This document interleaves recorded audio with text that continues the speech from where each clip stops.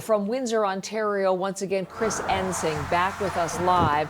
After police, Chris, took much of the weekend to clear out the protesters, we can see things moving behind you this morning.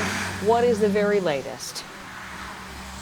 Yeah, a very different scene today when we think about what was going on about 24 hours ago. I'm going to step out of the way here so you can see the traffic on Huron Church. This is going into the United States here. So these vehicles using this access lane that was not available to them for the last week to be able to go down. If we were out here yesterday, or you were watching CBC News yesterday, you watched as police forces in lockstep push protesters back along this road, vehicles being towed away. About more than 25 arrests were made during that time, and vehicles towed as well, as the Ambassador Bridge is reopened now, allowing traffic to move into Canada from the United States and into the United States as well. Now, when we're on the scene today, we can see a heavy police presence, unlike anything that we saw during the middle of the week last week when the blockade was in place. Essentially, what you have are officers stationed at every access point to this road up to the highway. So all vehicles coming down a 401, a 400 series highway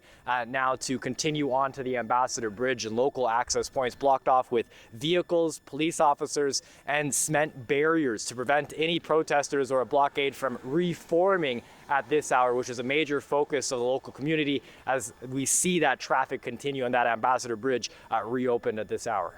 And are we expecting any briefings or any updates from police or city officials today, Chris?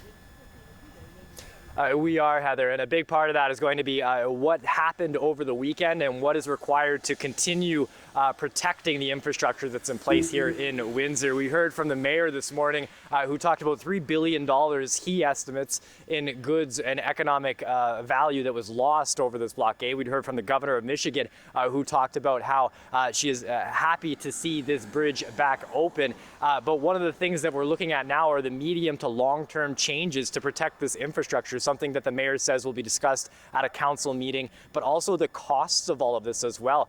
The police officers that arrived here, Ontario Provincial Police, Windsor Police, RCMP, all on scene and maintaining this perimeter around this area as police make sure that that protest, those blockades, don't set up again. We're expected to hear later in the afternoon. We're also looking towards a briefing from Premier Doug Ford later today as we continue to figure out what's happening here on the ground as far as what will be put in place to remain, because this is going to have an impact on the community of Windsor as well. There's a town or sandwich town to the right of me here where people would usually come across this this roadway to go to food basics, to go to schools. All of that blocked off, and it doesn't look like there's any plans to remove that access anytime soon. Heather?